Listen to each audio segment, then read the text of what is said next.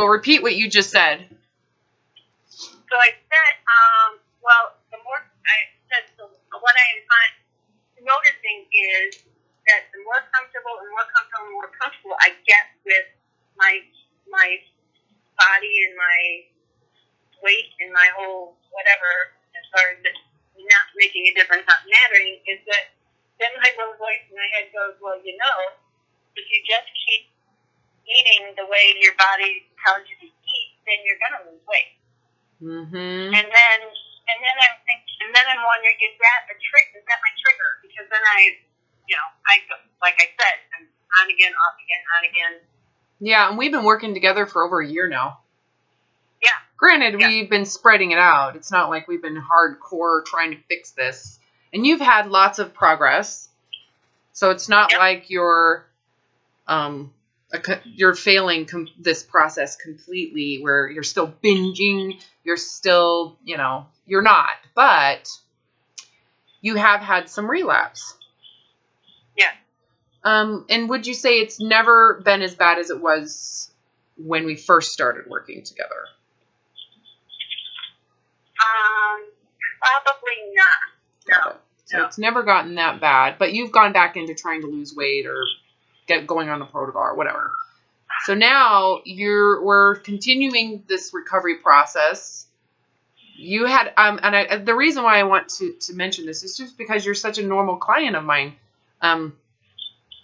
You're so realistic. You're like so normal in terms of how the recovery process works. So many people get that immediate relief. It's like this incredible, like, oh my God, I don't have the pressure of having to lose weight, right? Because that was the initial step in recovery. Letting go of having to be thinner. And it's sad. It's devastating. There's so much fantasy involved with that beautiful body you're pursuing, or the body you used to have that you want back. Letting that go, there's so much relief in that. Agreed? Typically, when the pressure to lose weight, the pressure to be thinner is alleviated, the pressure to restrict goes away too. And because of that, the binge eating impulsivity goes away. So most of my clients, excuse me, get immediate relief from binging. In fact, where it's not a big deal. They rarely binge anymore, if they binge at all, which is a miracle in and of itself. Being that some of these binge eaters, legitimate diagnosed binge eating disorder, immediately stop binging, and it's not work or self-restraint. They're shocked, especially if they've gone and gotten tons of help.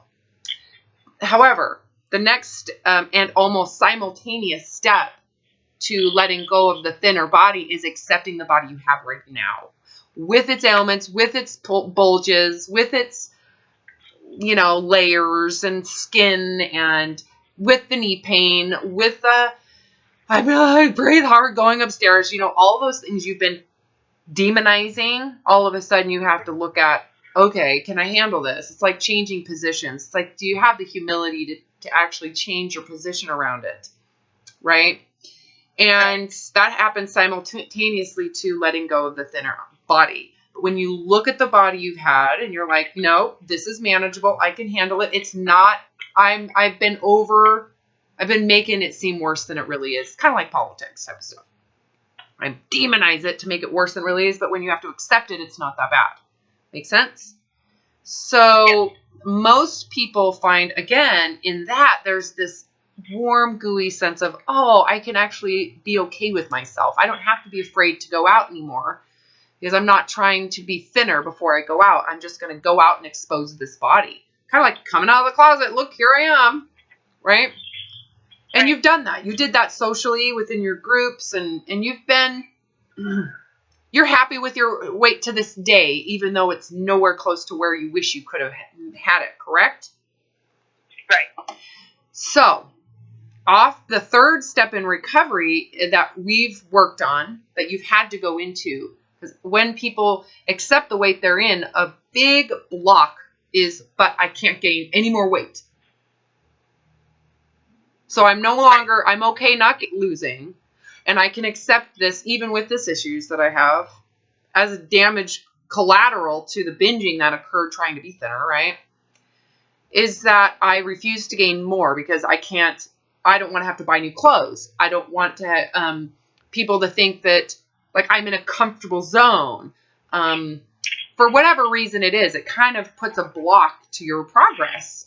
So there's alleviation from the binging, but now you have anxiety with the hunger scale because you're hoping that if I follow the hunger scale, I will be preventing weight gain. Or if I follow the hunger scale and omit carbs, right? So what the relief you got from the binging and excessive eating and the anxiety with food previously returns, right? Right.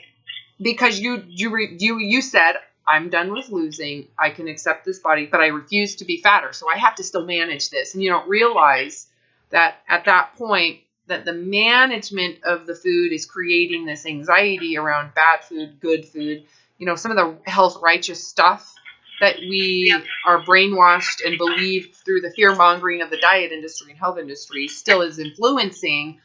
We're still limiting food. I can only have a couple bites of this because it's bad, but I'm still giving myself the freedom to eat it, which is an improvement. So it makes this really confusing because there's all this relative improvement. Like oftentimes I hear people say, oh, I give myself what I want to eat. But they're still overeating it. And I'm like, well, you might be giving yourself freedom, which is high five. Good for you. I'm excited, but you still judge it. So you're still saying, well, I shouldn't be eating this, but Robin said I could eat it, so I'm going to give myself the freedom. So you're not binging in failure anymore, but now you're eating excessively, feeling bad that you're eating it. The other thing is that you're saying, I can eat this food, but then you limit it by saying, okay, I'm going to give myself freedom. That's improvement. I feel so much better about that. It makes it easier, but I can only have three cookies. I'll eat just 3. So you immediately go into eating cookies with fear that needs a compensatory restriction. And what are you going to do if it tastes super delicious? You've said 3, which is totally going from that's a mental decision. That's not adjusting to the body.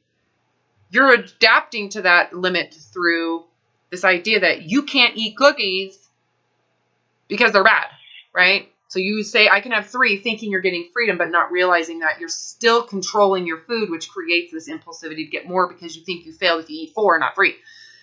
Anyway, so then people tend to have this overeating issue continued, and they don't understand why. Because previously it was gone for a week or 2, and then it came back, right?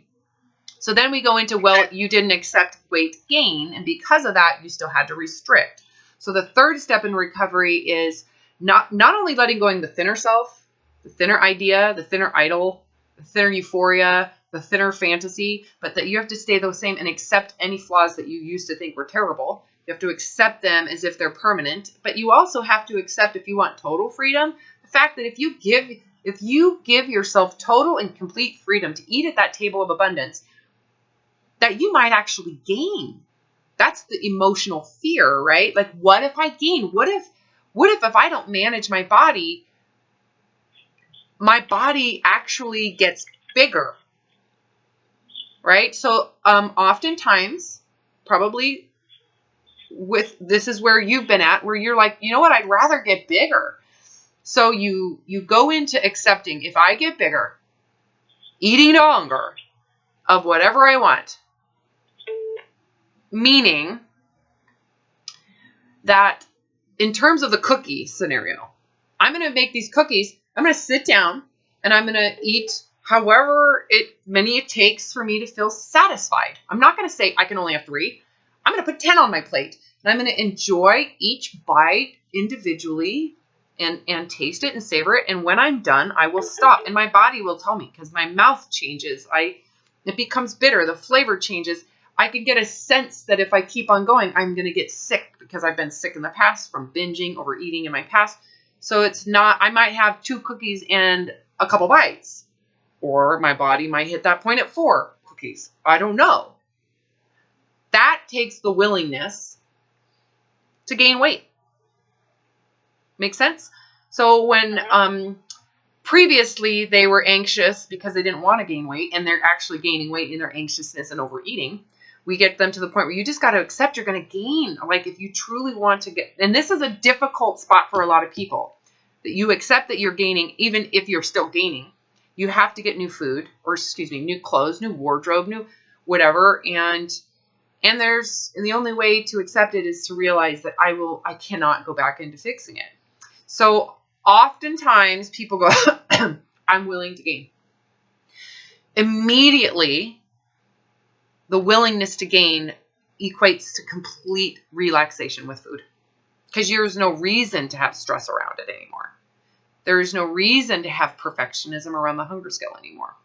So a lot of times when I'm working with someone, we go into the willingness to gain. And we did that with the protocol. You remember? In the protocol, you have to be willing to gain it all back. You have to be willing to gain it all back. And you may not have been willing to do that. You unconsciously might have said, I just assume if I eat to hunger, I'm going to stay thin. And that's what I'm looking for. So you're not going into what it takes to be okay with gaining it all back. So you relapse. So the moment you're willing to gain fat, these issues with food go away. And often I prepare people. Assume, expect, don't deny. You're going to feel bloated. Your clothes are going to get tight. Expect that. Forecast that. Don't even hope that it doesn't happen. And when you truly do that, there's that immediate freedom from the food crazy train, right?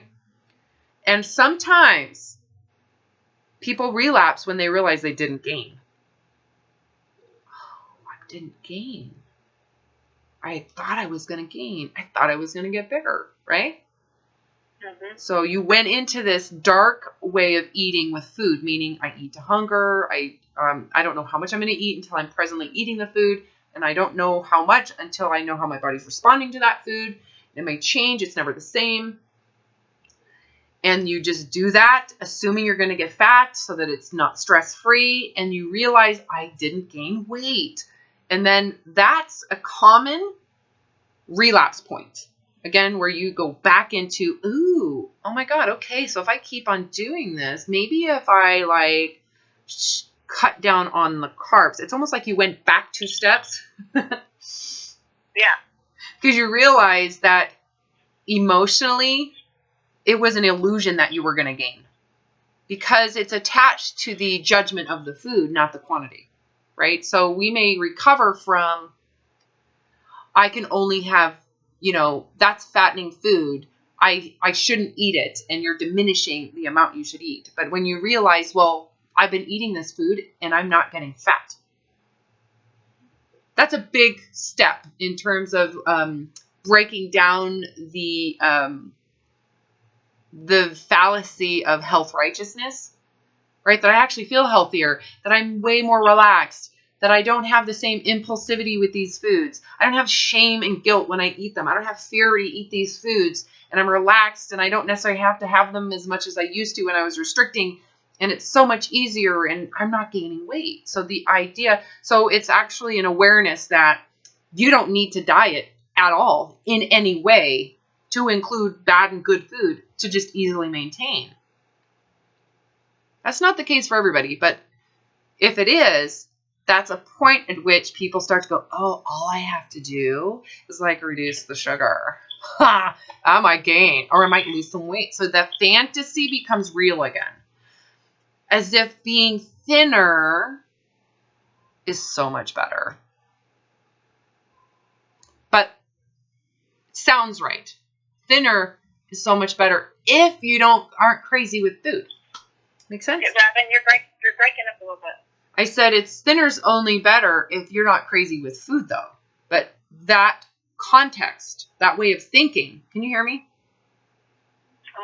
It's kind of in and out. Huh. Oops. How about now? Is this better? I think so. I don't know if you heard what I just said. Okay. I'm hearing you better now. So I just said the illusion that thinner is better and that euphoria you're getting off of it is only true if you're not dieting. Okay. I can hear you much better. So did what I just say ring true? Yes. So the fantasy that, I could be thinner doesn't exist. unless you don't care about it and are not willing to diet for it. Okay, say that again. I don't even know if I can repeat that. I was just in the moment. I was streaming consciousness. I don't know what I just said, to be honest with you. Let me see if I can retrieve it. Hold on. I swear this is the ADD. I'm like holding on to 50 things right now in my brain. Hold on. That being thinner and it being euphoric, that is a fantasy because it doesn't include that to be thinner and have that type of self-centered euphoria. That doesn't include that you have to prevent weight gain if you do get thinner, right? Because if you lose weight, Right. you constantly have to have your eye on what food you're eating. Is it bad? Is it good? You have to defend it, right? This isn't the case. Not everybody does this. So there's a lot of people who are thin out there who don't give a shit. But they're not necessarily self-centered about it. If they are, we both know that eventually they will suffer. Because it's with age, with sickness, illness, traveling, chaos, alcohol, whatever it is in their life, may actually eventually erode their metabolic stability. Anyways, a common question is, well, not all thin people have this issue. Well, of course not, because not all thin are self-righteous about it. Right. And or dieting to keep their thinness. They might, a lot of my clients have been thin easily and actually been self-righteous about it, judged people who are overweight as lazy, unintelligent, and they end up having the most severe issues when they gain weight. You know, karma is a bitch. Yeah. So, but there are people who are thin that do exist who don't see that as what's worth. It's not worth sacrificing their food. I know there's those people too, and we all know who they are. They're like, that's the person that's like, why would you eliminate pizza? That's like the craziest thing. You live in America, you know, and they don't mind eating pizza, but yet they're the ones that aren't binging on the pizza. They're the ones that are eating it, don't have shame, don't have guilt, don't need to eat 5 slices. You know, they're really laid back around it, and they think you're crazy because they would never eliminate bread. Are you kidding me? I love grilled cheese. I want my grilled cheese. Why would you eliminate that? That's like taking away from pleasure of life. You know, they think it's crazy. They're just not in that state of mind where they're using their thinness as a way to be like, to feel superior. They're just not in a state of narcissism, right? Superior, or they don't feel ashamed. They wouldn't have the same level of shame if they gain weight, especially when it comes down to balancing act between the pleasures and joys of food versus the pleasures and joys of being socially accepted because you're thin. I mean, they have a more balanced understanding. And it may not even be conscious, right? Right. But even then, those people exist, and they're clearly not existing in your body. Nope, never have. I know. So we have to deal with where you're at with it, which is the relapse part of this, to me, is so valuable. There's so much understanding in it because at least the way that I work is very direct, right? Here's how you get out. Accept that you're going to be overweight. Go there, right? And you do it blindly to start. And there is an immediate relaxation around food. It's an amazing immediate relaxation. You've been there, but you don't necessarily understand, oh, that means number one, it has to be permanent. I have to go into the permanence of being willing to gain weight. You have to expect to gain weight to start. Not everybody does that. They just let go of thinnerness, right? So it's this kind of like combination of a variety of the same exact thing. Like I don't care about being thinner. I'm okay with where I'm at. I don't care about getting bigger. I'm okay with that too. If I lose weight, I don't want to care because I might actually regain the weight. So I don't want to have the pressure of keeping weight loss if I lose it. So if I lose weight, I'm not going to focus on it. That way I don't have to worry about regain. All of those have to be done simultaneously. Once you do that, it's almost as if it's just that illusion that thinnerness brings about happiness. It's just, it's a lie. It's like, it's an absolute lie. It doesn't work that way. It's almost hilarious. I know, we're silly. We're just silly animals. Like, we're crazy mammals thinking that life is better when we look like we're in a third world environment eating third world rations of food. Yeah. And it's not. You end up stimulating, if you're that extreme, Right. you end up stimulating that primal urge to go and get your food. You end up feeling victimized by the fact that you have to restrict and everybody else doesn't. You're surrounded by first world food, constant partying with food. I mean, it's a huge part of the abundance we live in, and you're trying to keep this tiny ration for your own health, but it's creating mental health problems, social anxiety, disconnection with people. Yeah.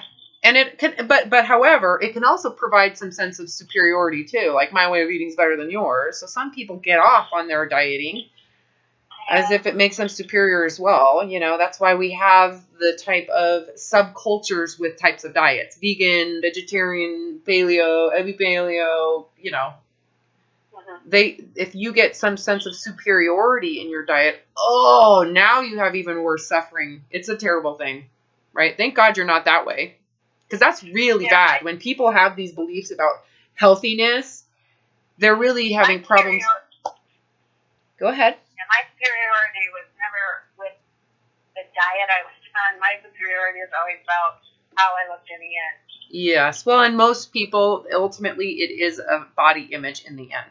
It is like the body I'm in and the symbolism and illusions I have about it ultimately make me feel superior, whether it's thin superiority, health superiority, food superiority, you know, your food kind of concept. But all of those stem from this deep fear of feeling inadequate or inferior. And so you have to go there.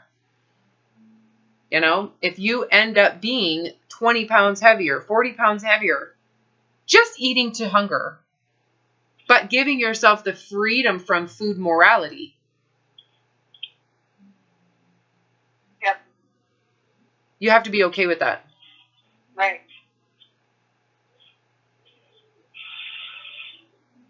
You have to, yeah. I guess when we started, my question was, is I don't know where if I'm missing the point where something's triggered,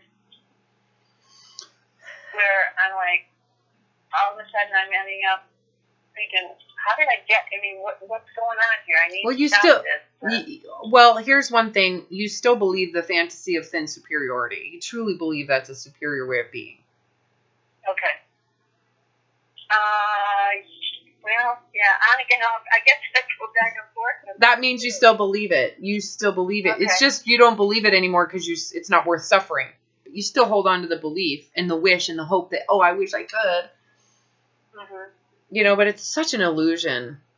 It is absolutely an illusion. It doesn't even exist, right? Because that's an illusion that you can manipulate people's thoughts about who you are and what your worth is through it. Right. It's very manipulative. And it's totally a mirage, and it's not even real. No, because it's impossible to truly manipulate people's thoughts to the degree that you think you can. More than anything, you're manipulating your own thoughts of yourself. So you end up having this grandiose sense of success if you're thinner in a social environment, and that's what you're looking for.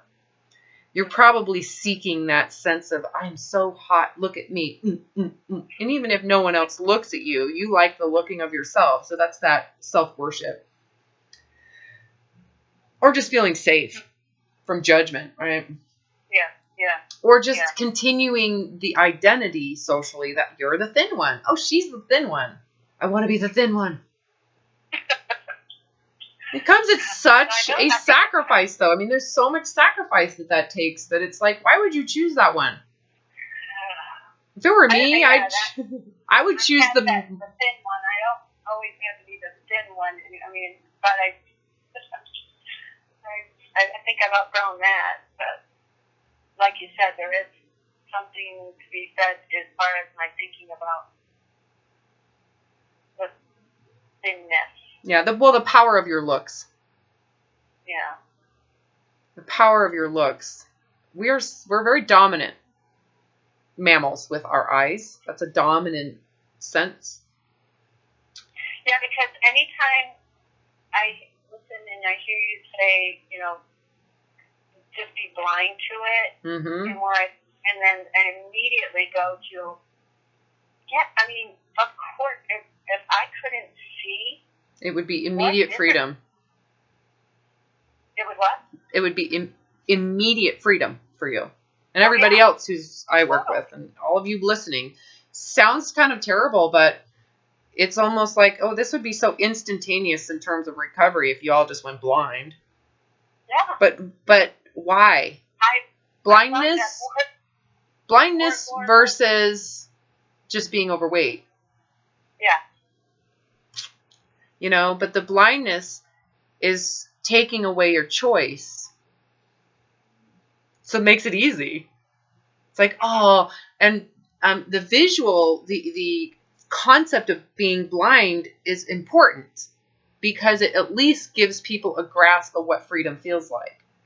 Mm-hmm. Go through that right now. Yeah. Go through it. You're going to lose, you completely lose your eyesight. 100%. Can't see anybody. Can't see yourself. You'll never see again.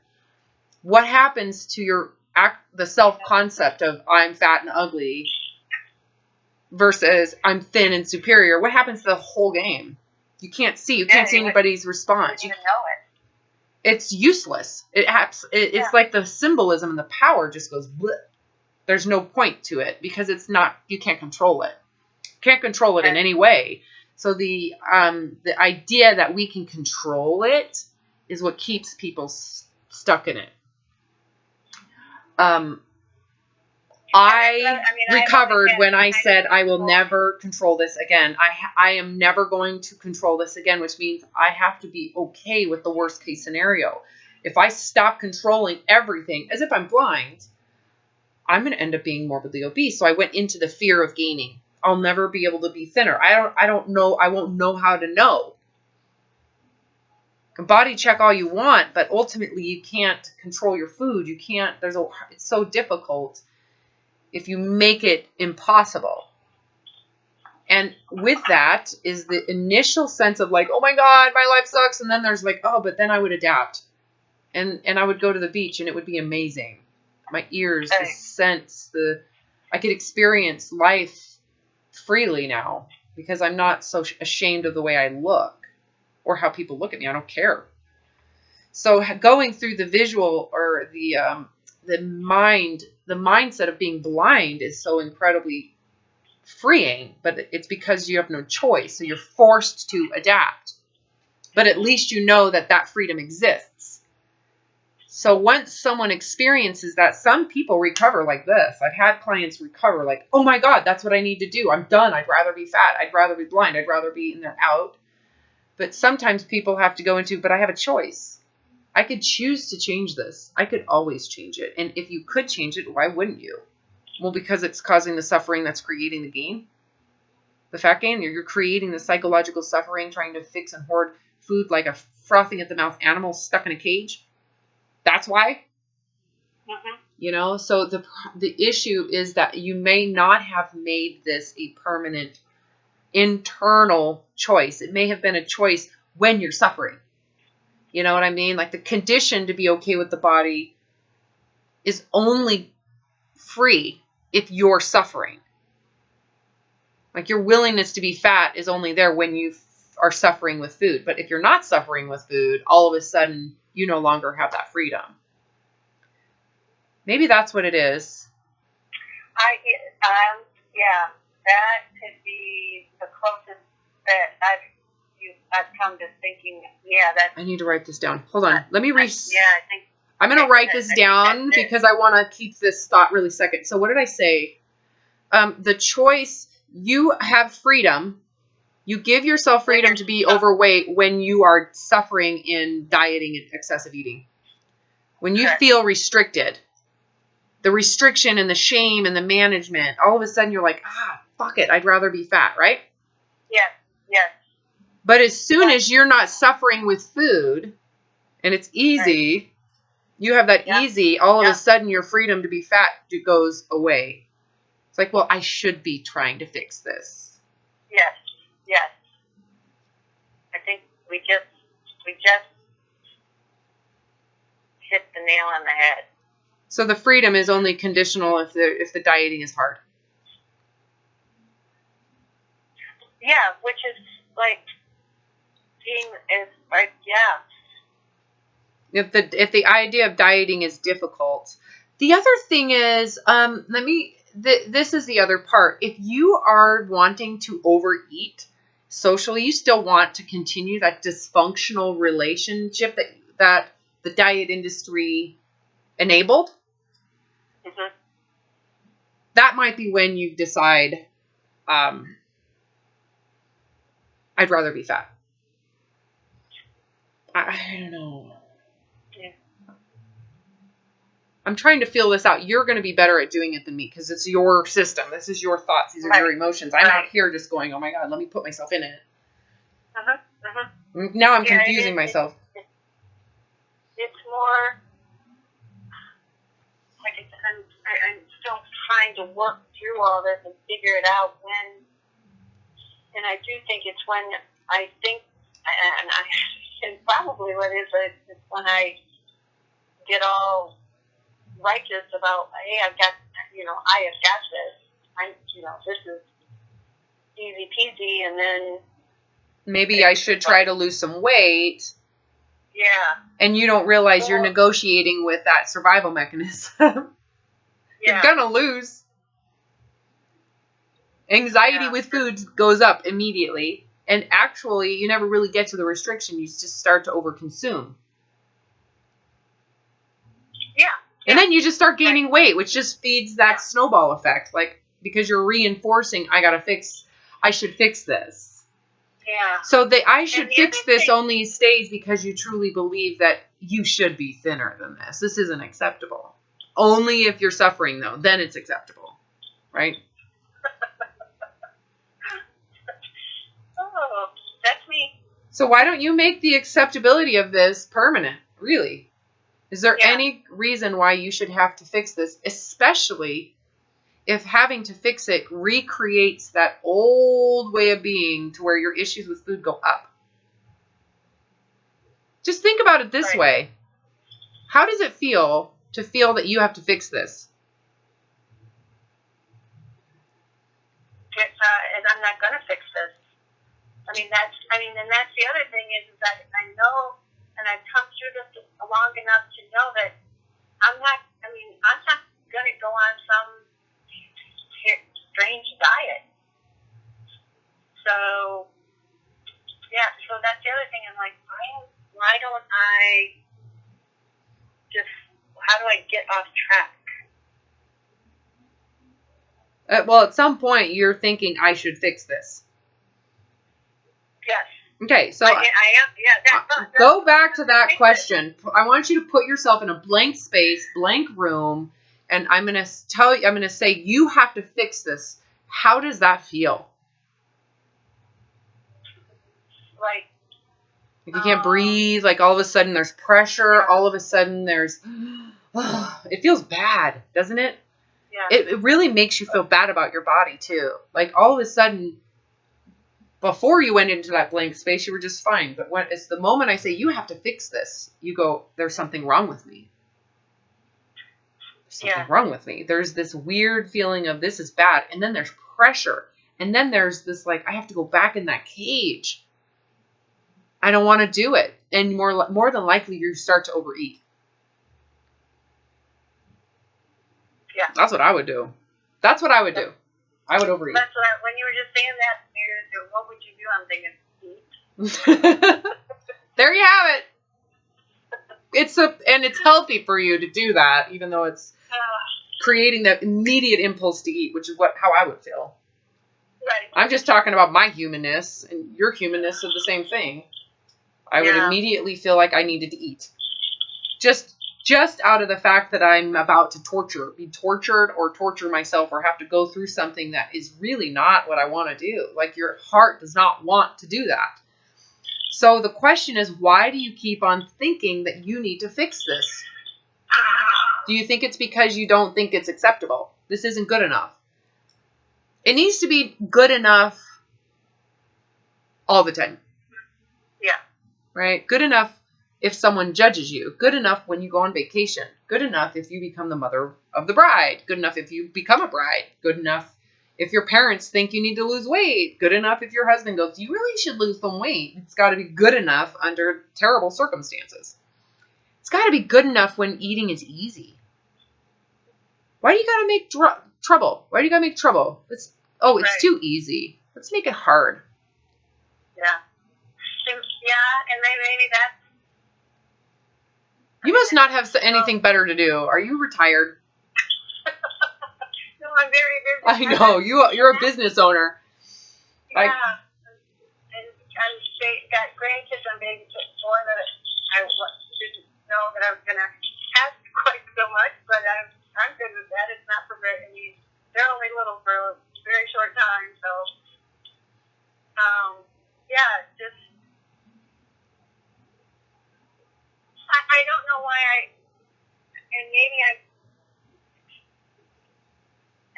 my perfectionistic, that it has to be hard for it to be... That's absolutely a belief system that's taught in this country.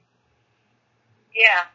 Like, you're not worth shit unless you are suffering with some type of proof. You need proof. Yeah. It's so self-deprecating. Mm-hmm. So like I said, and then I put that video or your last video on last night, and I probably listened to it 3 times, and I'm just really angry with myself. Why? After that. Being angry is a manipulative tactic. Just so you know, anger is a way to manipulate. It's an actual cruel way to manipulate yourself or other people. So it's like saying you know better. You should do better. But that's like holding yourself to a level of understanding you don't really have. So there's the narcissism that just came out. Yeah. Right. What's anger going to do besides make you feel inadequate? Well, I guess I don't know if I was angry, but I'm looking at it thinking, what? Is that... Angry, disappointed, feeling bad. I mean, you can call it what you want. Yeah. It's all the same thing. But then it's like this aha moment, and then all of a sudden, I can feel everything changing. I can feel it. Yeah, but your biology changes, your brain changes, your central nervous system relaxes. It's amazing. It's actually like melting butter. Like, oh my God, that's amazing. And it feels like you got some injection of some steroid or some euphoric drug, but it's real. Yeah. And it's permanent until you let it go. Yeah. I know. So the beauty of this is that don't judge yourself. Learn that judging yourself is like holding yourself to some standard of awareness that you're not quite there yet. You're not quite there yet. So don't judge yourself. And I think most people I work with have to go in and out to really get it. This is another reason why I sometimes promote the protocol with people, because I think this might get them to relapse again so that they can come out again. And that might be what they need. The other thing is it just gives you a relative understanding of how important your weight is and how important food is. And, it's true recover requires every step of being okay with fatness, being okay with thinness, not caring if you regain. I'm okay if I'm fat, constantly being detached from body image and other people's idea of your body image. And sometimes you have to go through these steps of actually doing it fully and completely. You have to relapse to realize, oh, that's what she meant when she said I have to be okay gaining weight. I heard that. I understand it here, but I didn't get it here. I think I get it here now. Now it's real. Now that recovery isn't just follow Robin's rules and she'll make you better. And maybe I'll be thinner if I do it. It's like, oh, that maybe I'll be thinner. That right there is dysfunctional. And you'll know, you're just going to go in circles. But you sometimes don't know that. You still have that hope. Even if I'm saying you have to get rid of the hope, you can't have any, you have to go into the permanent possibility that you will always gain. You have to be willing to gain, assume you're going to gain, and then even if you don't gain, you have to constantly be okay. Maybe if you do, because you might gain next period, you might have, your next menstrual cycle, that might be when you gain 20 pounds. What if you get, Lyme's disease and there's infinite possibilities here. You have to constantly recognize that the illusion that fatness is worthy of judgment, shame, guilt, abandonment, that you're willing to accept that illusion of it and realize that it's not true for you. It's only true for people who believe in thin supremacy. That you'd be willing to be judged, abandoned, and rejected by even your parents if they're thin supremacists, right? Right. By this culture of health righteousness, coworkers that are super arrogant in their way of eating and looks down on everybody who doesn't eat that way. I mean, you have to be willing to live in that environment and forgive yourself and forgive them because you see their ignorance of it, right? Mm-hmm. And their self-centeredness of it. Like, oh, you're so amazing and you're so pure. And that's okay. Because at some point, I've been there. It just comes with suffering. I just feel bad for them. It's not my job, though, to take them off the pedestal. That would be like the same. It's equal. Oh, I just digressed. Anyways, so I think you just need to contemplate this a little bit more. You need to be willing to look at why you keep on holding on to the idea that maybe you'll be thinner. You are holding on to that. You might be temporarily saying, I forgive this body fat. I cannot suffer anymore. Fatness is less than suffering. I would rather be physically ill than to suffer psychologically ill. But there is maybe even 1% of you that's going, and when I feel better, my body will fix itself and I won't have to be fat. So even if I temporarily accept that I'm gaining weight, my body will manage itself, and eventually I'll lose weight because that's just the way I want it to be. I love that alter ego voice. Sometimes I wish I could do it all the time. Hi, this is Robin. Yeah.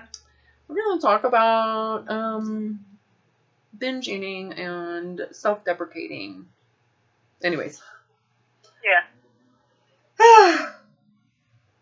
Okay. So the hardest part is the permanence of this. I think that's where you're at. Like, I have to make it permanent. Yeah. It's so much easier if you don't accept permanence. It's so much softer. It's like you don't have to face your issues if you can let it.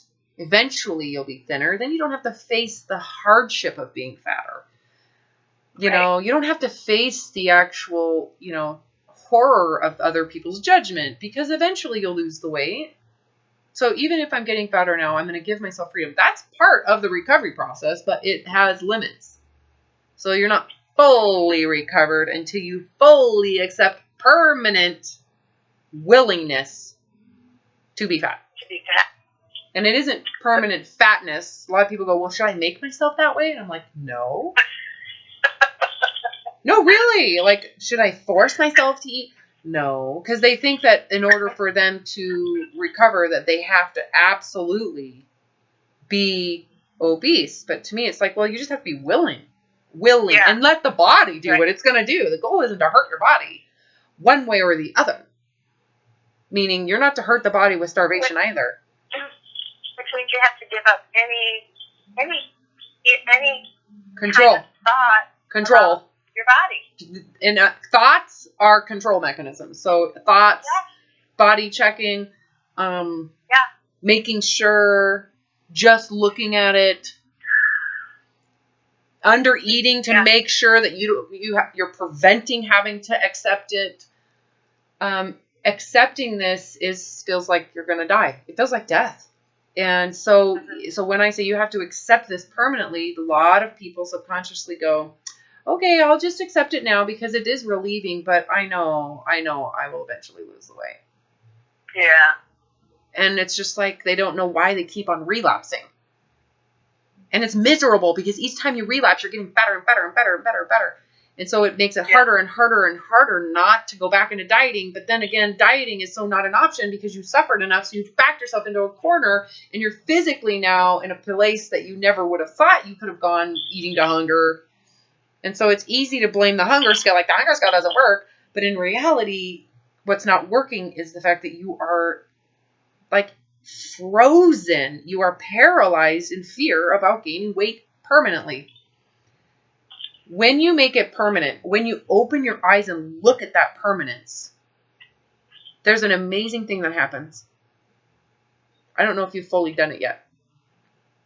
Because you've always kept that spark of, oh, but I'll lose weight. Or I hope my body will lose weight. So you really don't fully get that moment where people go, oh my God. I would it's an illusion. They see it so clear when they do that. It's like, I suffered so greatly over some lie. It's an insane. It was so real on the other side. It's so real. You know, the battered wife syndrome doesn't go away until the battered wife permanently leaves and accepts the permanence of the loss of that relationship, the fantasy of the relationship, right? Mm-hmm. If that battered wife in her mind goes, I'll eventually go back. She's still in battered wife syndrome. She still has the syndrome. She still is sensitive to the calls and I went to therapy and I'm so much better now and I love you so much and I'm going to church and everything. I'm so much better. She's going to be sensitive to that call, right? Come back in. And that's what you're doing. You're sensitive to the call of thinness. Come back in. Yes. Come back. It's because you said, well, I'm not leaving because it's too hard. You're too hard. It's too much work. But I'll make you feel better. I'll make you feel better. I should have been an actress. Say what? I should have been an actress, I swear. Yes. You still can. I know. No, not right now. I gotta write these books. Yeah. Well, yes, you do. You definitely do. So, I know. So after I write these books, I feel like I'm gonna evolve. My life will evolve. But this is an important thing for me to do. For me. Good. So, yeah. Anyways. How was your Thanksgiving dinner? It was amazing. Yeah. The table looked wonderful. Oh, thanks. I actually have quite a few videos of snippets of my Thanksgiving and prepping, and I just haven't, I don't know if I'm going to post them. They're just me fixing things with the kids. It's just, Yeah. I thought I would put them all together and make a, like a little, like, video of how I experienced Thanksgiving, and I just don't. I don't know. You probably don't have time right now. No, and I don't want to feel like it's about me. None of these videos I want to make about me, you know? Right. So why post a video of how I do Thanksgiving? Join me as I make my perfect rolls. Yeah. Right, I'm just like, not that that's what I'm doing, and that's not the intention, but why do that? Why? What do I get out of it? You know, besides you guys commenting, oh my God, you're so awesome, Robin. I don't need that. Right. Okay, so, you just need to contemplate, all these sessions are forcing you to think in the direction you don't want to. Yeah. That's why a lot of people, that's the cognitive dissonance people experience when they hear something that's truthful, but it's like, oh, she said that and it hurts that it's true. Mm-hmm. Okay. Well, I seriously know that I just am, I really believe right now, if you ask me right now in this moment, I'm fantastic. I am like where I want to be right now at this moment. In what way? In not care. I have. There's no thought about whatever you're talking emotionally. You are where you want to Yeah. be emotionally. Yeah, emotionally, yes. So what I want you to do is now go into the permanence of, I could get fatter every year from here on out. Yeah. And assume it's going to happen. What if it happens? And don't close your eyes when you look at it in your mind. Don't close your eyes. Look at it. Breathe it in. It's going to create a little dissonance. But if you avoid the dissonance, you're not going into that. There's a fear. I'm asking you, go into that fear.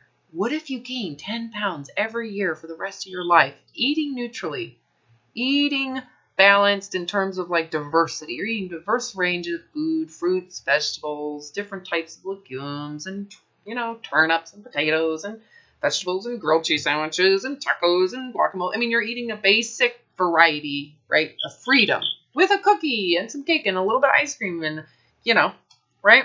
Yep. What if, in order for you to have that relaxed ease permanently with food, you have to gain 10 pounds here on out every year? Just go there. You have to buy new clothes. You're going to have to. What if that happens? Is that worth this relaxed freedom? Yep. Yeah, it's just, I mean, emotionally right now, it's like that euphoric, I can't believe I would not want to stay this way permanently. Well, you make the idea that you're willing to gain permanent. You probably haven't done that yet. You thought you did, but you really didn't, because you were gambling on the fact that the body will be thinner on its own. So I don't even have to think that it will. You're just assuming that. And that, in the end, sabotages the process. Because you're still holding on to the idea that thinner is better. And eventually I'll be thinner. If I just eat to hunger and relax, my body will adapt. And I'll be thinner. Okay? Make it permanent. Like, go into the permanence. That might be the one thing you haven't done, which is like, I've never made it permanent. I've always thought there was a way to get back with what I wanted. But you're not going to get what you want. That's the thing. Don't let what you want be an option. Similar to going blind. Right. And it becomes amazing. This freedom becomes amazing. And then all of a sudden the choice, I would rather be better. To me, it doesn't matter. Like, the freedom is worth it. Yeah. And with that freedom, you're